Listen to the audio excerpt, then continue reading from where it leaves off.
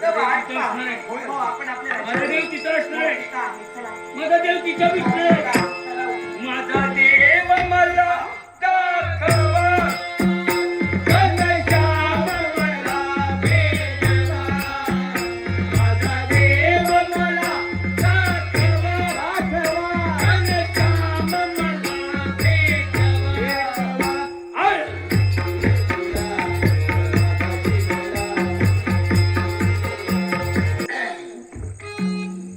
काय हो? काय नाही भोंग्या डोळ्यानं किती आहे बघता? तू का बघताय बघू किती बघू ना इतक्या वर्षात साळपावाडे होते ना वाढेलं असत तशी असत वाढेले ते बरा होता नौकच नाही तो बाजारात. काय बोलली हा?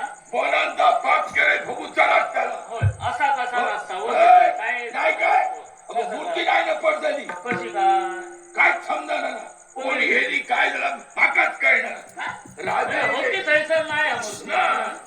मग कोणतरी नेली आहे. अगो राजाची माणसं आहे ती राजा इले वरण मग हे मूर्ती नाही इतक्या ऐकल्यानी आणि अगो राजा येणे खुळे झाले गो भजन करतात काय गातात काय नाचतात काय अरे राजाकडे बाबा, तुम्ही आहात. तुम्ही केलेल्या पापाचं प्रायश्चित्त त्यांना व्हावं लागलं नाटेस गो आमचे माशी कारण तुम्ही कसे माहिती आहेत? कसे काय की कारण तुम्हाला मी सांगणार आहे तुम्ही केलेल्या पापाचं प्रायश्चित्त त्यांना व्हावं लागलं म्हणून मूर्ती अदृश्य झाली राजकर्ते वेड्यापिशा अवस्थेत फिरताय आणि याच्यातून मुक्त व्हायचं असं तर औषधी या सगळा केलंय ती आता एक मार्ग आहे. हा कंजूस पण केलंय ती या सगळा समजला इलय त्या वक्ता काहीतरी दिललोय तर काम जाताला असते नाही समजला चांगलंय मूर्ती घडव चांगलंय मूर्ती घडव चांगलंय अगे मूर्ती विकून तरी त्याचे पैसे घ्या मला सांगलेलं तर अगे सळपा इका सळपा आणलेली इतकीशी मग पण एक लक्षात ठेव मोल किंवा धन हे प्रत्येकाच्या नशिबावर अवलंबून असतं त्याच्या त्याच्या जीवनात ज्याला ज्याला दिलं जातं त्याचं प्रमाण सुद्धा असतं पण कुकत नाही तर काय तुला ते समजलं नाही. जेवण चांगलंय तुला अजून कष्टाची आशा निर्माण झाली धनाचा लोभ निर्माण झाला का नाही तुझ्या मनात पापाची वासना निर्माण आमचा झाली. काही माहिती आणि म्हणून- असतं इतक्यातच भरपूर गावताला का पण जे देव देवता देतात त्याच्यातच काही व्यक्तीने समाधानी व्हायचं असतं पण तुला अपेक्षा अजून निर्माण झाल्या आम्ही का? सामान्य हे माणसामध्ये बरंच काय? आमका इतकी जर अक्कल असलेली तर आम्ही बरी नाही वागतो पण असते मला सांग हा? अनेकांच्या जीवनात प्रत्येक देव देवता देत असतात ना त्याच्या कर्मानुसार देत असतात सर्वांना जर का श्रीमंत करून ठेवलं असतं तर गरिबाची किंमत कोणाला समजली आम्हाला नसते काय माहिती आणि म्हणूनच हेच अजित पाप तुझ्या हातून घडलं व्यवस्था पैसा आमच्या घरात खूप आहे घर बस भरणदार होता पण ह्यांच्या पैकी सगळा गेला पण याच्यातून तुम्हाला मुक्त व्हायचा तर एक मार्ग आहे आणि तुम्हाला प्रेरणा देणारे कारण बरेच दिवस तुमच्या झोपडीत मी राहिल्या कारण प्रेरणा कोणती माहिती का असेच तुम्ही निलाचल पर्वतापर्यंत चला तिथं गेल्यानंतर अर्धाधिक काष्टखंड शिल्लक आहे राहू हा ते घेऊन तुम्ही राजदरबारी चला तिथे महाराणी उपस्थित असतीलच आणि महाराणीकडे एक स्वतंत्र दालन तुम्ही मागून घ्या आणि त्या स्वतंत्र दालनात तुम्ही एकट्यानेच ती मूर्ती बनवायला हवी आणि मूर्ती बनवत असताना अट कोणती माहिती का दालनात कुणालाच प्रवेश देता उपयोगाचा नाही आणि असं जर का तुम्ही केलात एकट्यानेच मूर्ती बनविला तरच ती मूर्ती पूर्ण होईल नपेक्षा याच्यापेक्षा सुद्धा तुम्हाला दुःख दारिद्र्य भोगावं लागेल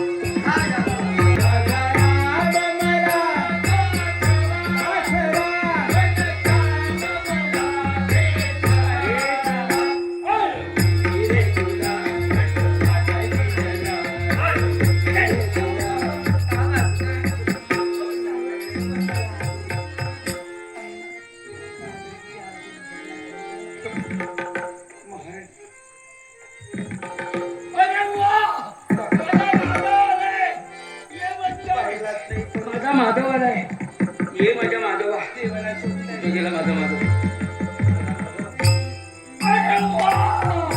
माझा माधव माझ्या समोर बाय हे माधवा माझ्या देवा लपू नको देव कधी लपत नाही ये इकडे इकडे काय ना ए माधवा ये माधवा ये म्हणताय माझा राम मला दाखवा घनश्याम मला भेटवा माझा राम मला दाखवा घनश्याम मला भेटवा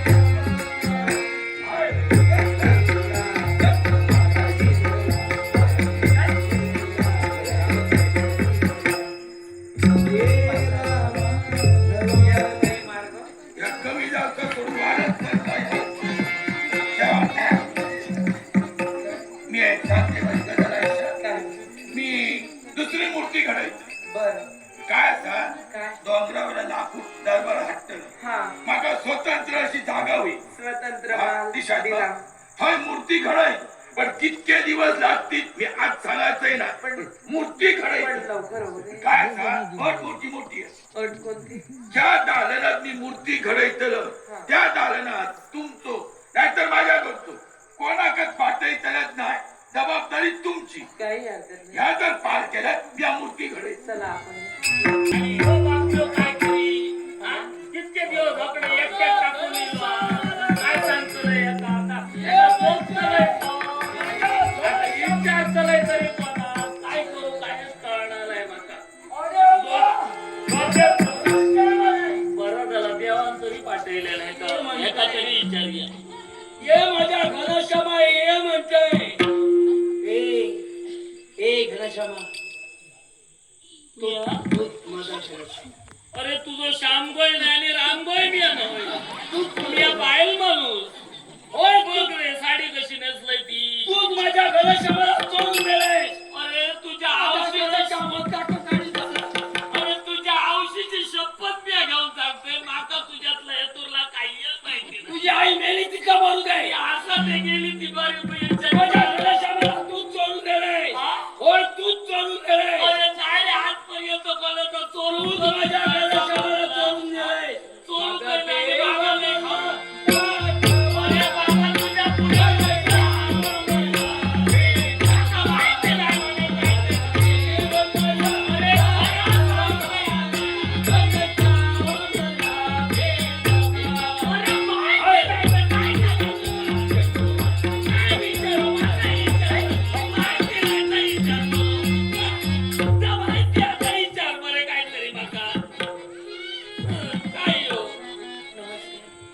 आता बायका बायका एकत्र झाले.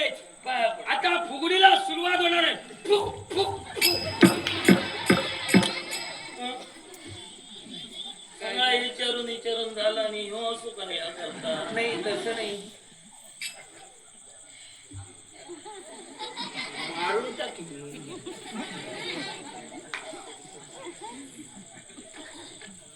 कोण आहे? राजकारण हो. अशी काही परिस्थिती अलीकडे देवासाठी हा, हाली सात तर झालं. मग तुम्ही को भार्या बाहेरच असेल. तुला बोलवलं अहो नाही हो तुला येऊची इच्छाच नाही मग काय. हा असं जर कोण आहे पाठी लागलं तर काय करतलंय मला या भीतर येऊचंय नाही. यांची भार्या म्हणजे यांची पत्नी बाहेर असं पण काय हो हा. आमच्या हेंका वाळखतात तुम्ही. कोण तुम्ही? माका नाही वाळका. त्यांची बायल कुणाची ते मूर्तीकारांची बायल. अरे देवा, या बस. अरे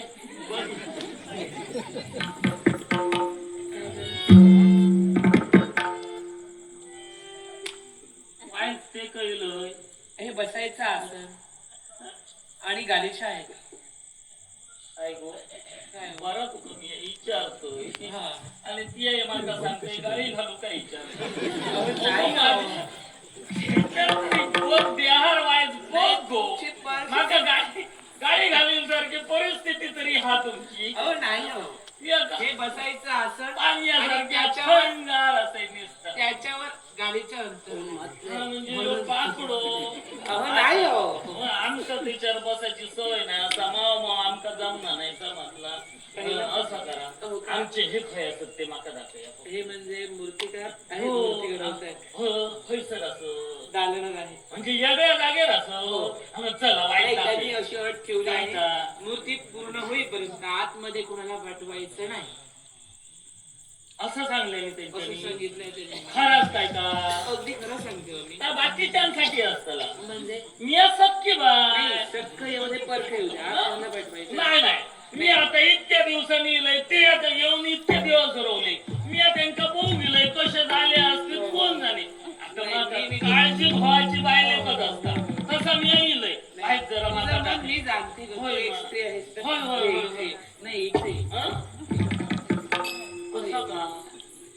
गोड गोड गोड गोड बोलला जातोय मी बहुत जातोय पण नको म्हणा सांगता आणि ढुकलून नका पुढल्या पुढे दिल्या नाका तोंडाचं नाही घडी जाते म्हणजे काय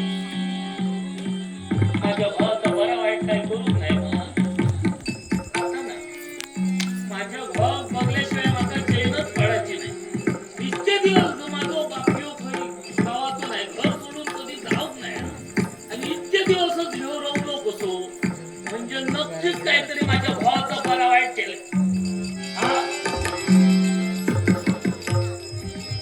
पाया पडते तुझ्या काय राहते काय आतमध्ये काय म्हणजे मी जाता कामा नाही म्हणून ती दारात रोवलं तुका काय वाटलं गो आत जवळ आता बरं गप्प होतोय म्हणून तुका वाटलं आता गप्प राहतलं अजिबात गप्प भाव जा इतक्या लांबसून बघू गेलो तर बघल्याशिवाय जातलं असा तुका वाटला बाजूक राव अजूनही तुका सांगतोय मी या तू आत जवळ काय का इथं मी जातलंय म्हणजे जातलंय हो माझो माझ्या भाव करू तुझी बाबती बाजू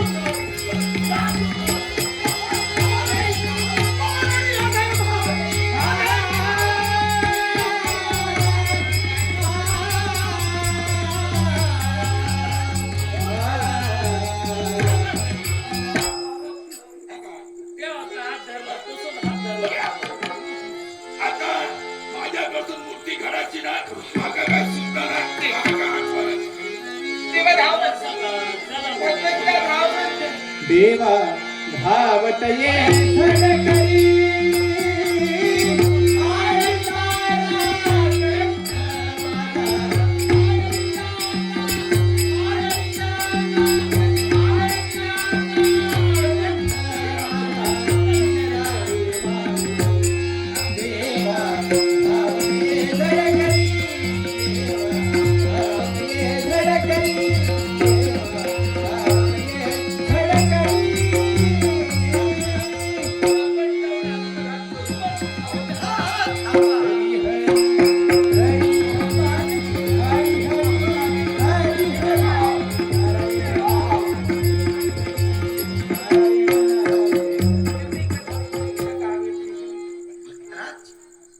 दुःखस्यानन्तरं सुखः सुखस्यानन्तरं दुःखः कोणाननित्य लभते सुखम कोणाननित्य लभते दुःखम सुख दुःखाच्या उभ्याडव्या धाग्यांनी प्रत्येक माणसाचं जीवन विणलेलं आहे दुःखाची दरी ओलांडल्याशिवाय सुखाची हिरवळ या विश्वात कोणालाही दिसत नाही देव म्हणजे कसोटीचे कडे भक्तांना कसोटीच्या उच्चतम कड्यावर उभं करावं आणि भक्त कसोटीत उत्तराई ठरल्यानंतर भक्तांना त्यांच्या जीविताचं कल्पोक्त फळ प्रदान करून द्यावं हा देव आणि भक्त यांच्या मधला दुवा आहे राजा इंद्रद्युम्नांच्या स्मृत्या त्यांना उजाळा देतेनाशा झाल्या तुमचा देव तुमच्या भक्तीचं फळ तुम्हाला मिळवून देण्यासाठी तुमच्या नेत्रासमोर उभा आहे तेव्हा घ्या राजा इंद्रद्युम्नांना माझ्या चरणापासून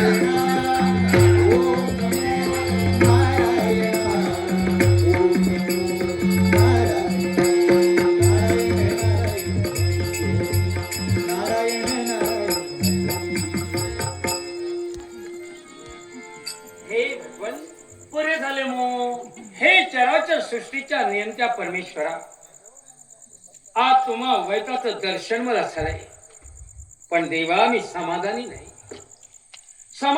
याला कारण काय असेल तर माझ्या देवाचा संदेश अनुवानी पायी निलचर पर्वताच्या ठिकाणी यावं आणि मला घेऊन जावं पण ज्यावेळी निलचर पर्वताच्या ठिकाणी माझं जाणं झालं त्यावेळी तिथं माझा नील माधव नव्हता तेव्हा माझा देव नसल्या कारण माझी अवस्था काय झाली असेल याची जाणीव भगवंता तुला असेल पण प्रसन्न जर झाला असशील देवा माझं अन्य काही मागणं नाही आज माझ्या मंदिराचा गाभारा निघत आहे त्याची शान राखशील का रे भगवंता राजा इंद्रद्युम्न माझं ब्रीदच कसं आहे नाहम वसामी वैकुंठे नाहम वसामी क्षीरसागरे नाहम वसामी योगिना हृदयरव मत भक्ता यत्र गायंती तत्र तिष्ठामी मी वैकुंठी राहत नाही मी क्षीरसागरी सुद्धा राहत नाही योग्यांच्या हृदयातही माझं वास्तव्य नाही, तर तिथं तुमच्यासारखे सोजवळ भक्त एकनिष्ठतेनं माझी भक्ती करतात. सदैव माझं वास्तव्य तिथं आहे.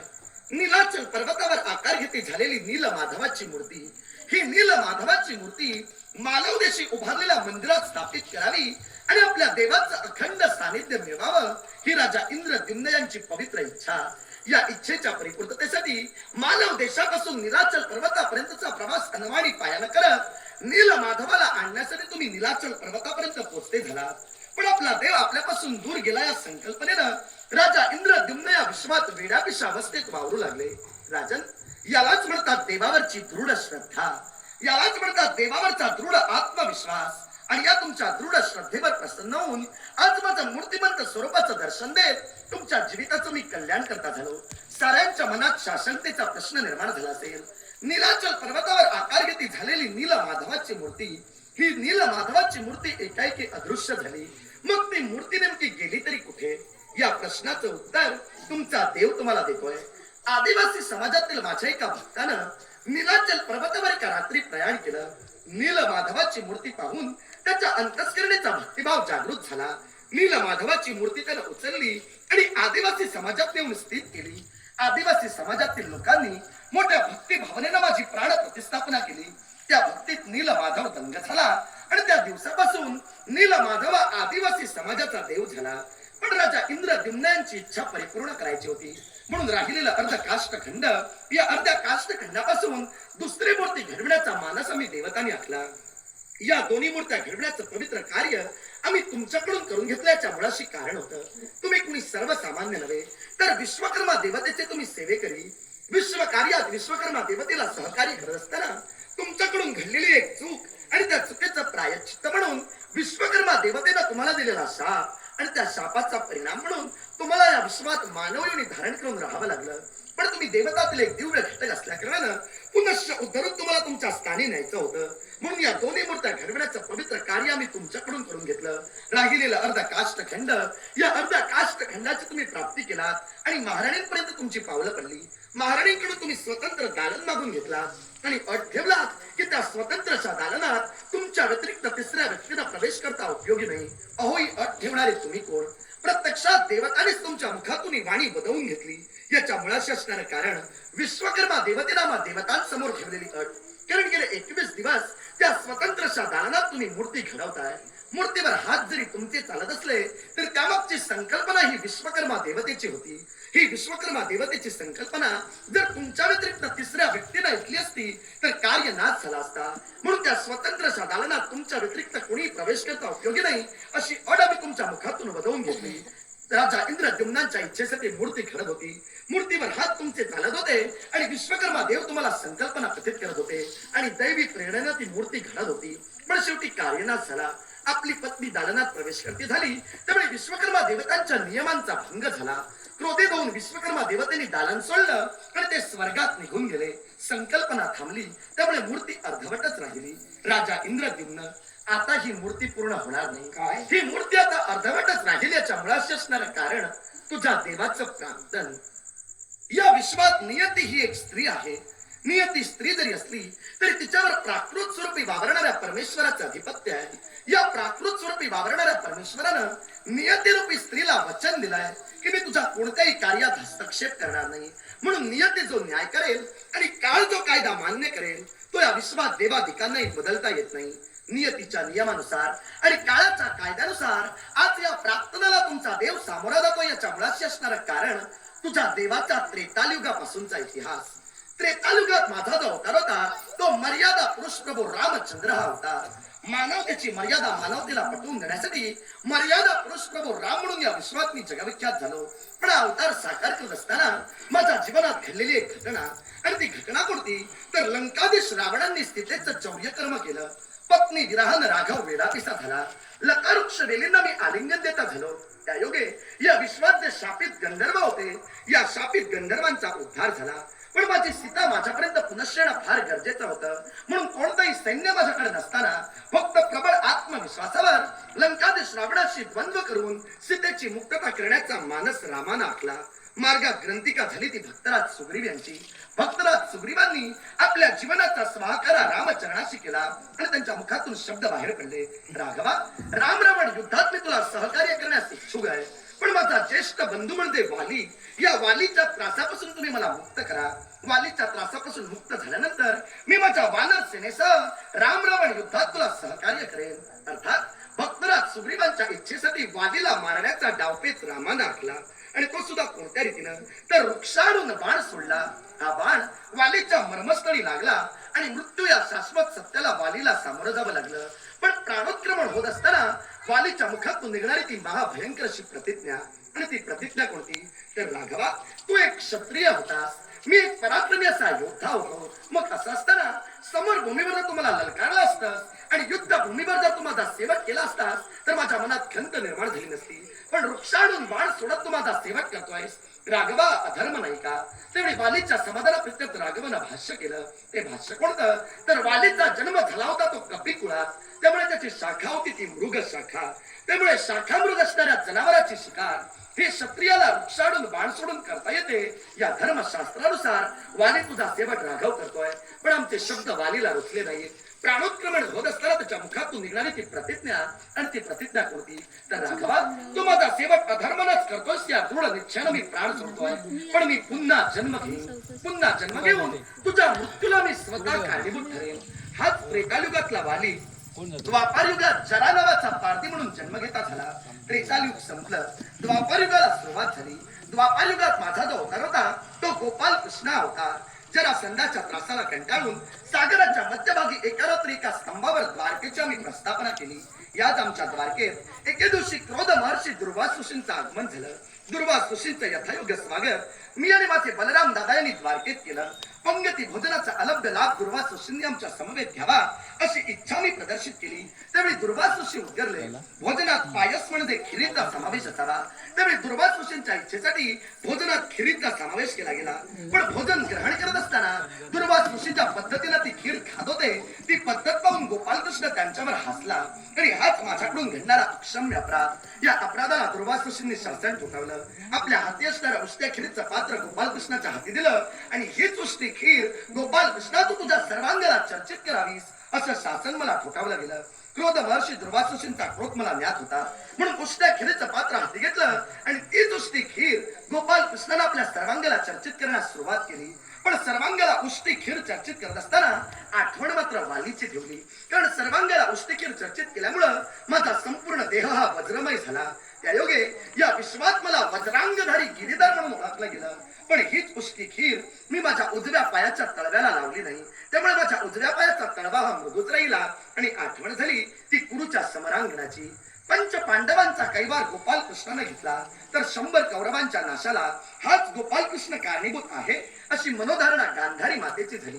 त्यावेळी गांधारी मातेनं गोपालकृष्णाला दिलेला शाप, गोपालकृष्णा तू जर इच्छिला असतास तर महाभारतीय युद्ध तू थांबवू शकला असतास, पण तसं न करता कूटनीतीचं आचरण केलास आणि माझ्या 100 पुत्रांचा सेवक केलास. अर्थात या गांधारी मातेचा तुला शाप, तू सुद्धा तुझ्या यादवांचा नाश तुझ्या उघड्या नेत्रानं पाहशील. जन्मभर मातांचे आशीर्वाद ग्रहण करणाऱ्या गोपालकृष्णानं गांधारी मातेचा शाप सुद्धा मोठ्या मनानं स्वीकारला आणि स्मरण केलं ते समुद्राच्या रोषाचं. त्रेतायुगात लंकेत